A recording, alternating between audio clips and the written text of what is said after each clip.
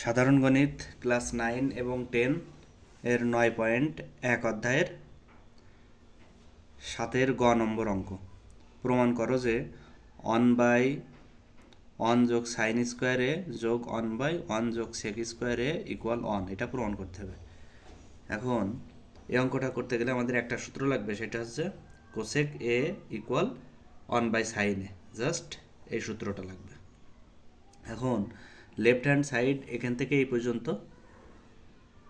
R equal to ডাইন পাশে যেটা থাকবে সেটা রাইট হ্যান্ড সাইড, অর্থাৎ ডাইন পক্ষ। এখন বাম পক্ষে যা আছে সেটা লেফট হ্যান্ড সাইড আমি যা হুবহু তাই লিখলাম। লিখে এবার 1/1 যোগ সাইন স্কোয়ারে এখানে যা ছিল হুবহু তাই লিখলাম, আর এখানে অন এই মূল দাগ লিখলাম অন। আর কোসেকের পরিবর্তে আমরা কি লিখতে পারি, কোসেক এ সমান 1/sin a। এই কোসেকের পারে যেহেতু স্কোয়ার ছিল, সুতরাং সাইনের উপরেও স্কোয়ার থাকবে। তার মানে এখানে কোসেক স্কোয়ার এ সমান 1/sin লিখতে পারি, এর উপরে যেহেতু স্কোয়ার সেখানে আমরা সেই স্কোয়ারটা বসাই দিলাম, আর যা ছিল তাই।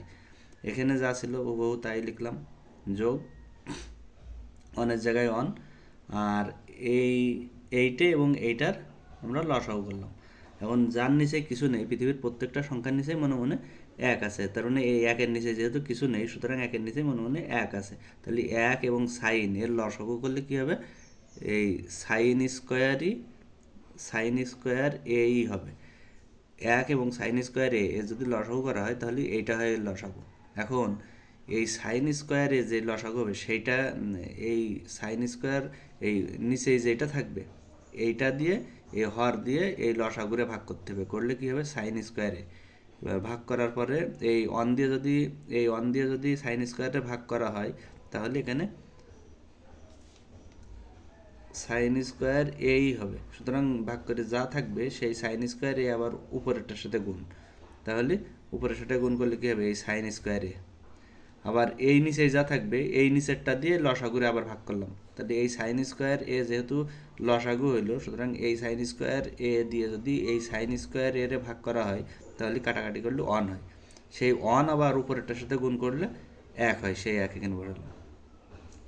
আর নিচে সাইন স্কোয়ারে থাকলো, তার মানে এই যে নিচে লসাগু করে এইটে এবং এইটের লসাগু। আবার দেখেন এখানে 1/1 যোগ 1/sin স্কোয়ারে, নিচের এইটের আর এইটের লসাগু কত, সাইন স্কোয়ারে, এই দাগ দিলাম, দিয়ে সাইন স্কোয়ারে লিখলাম।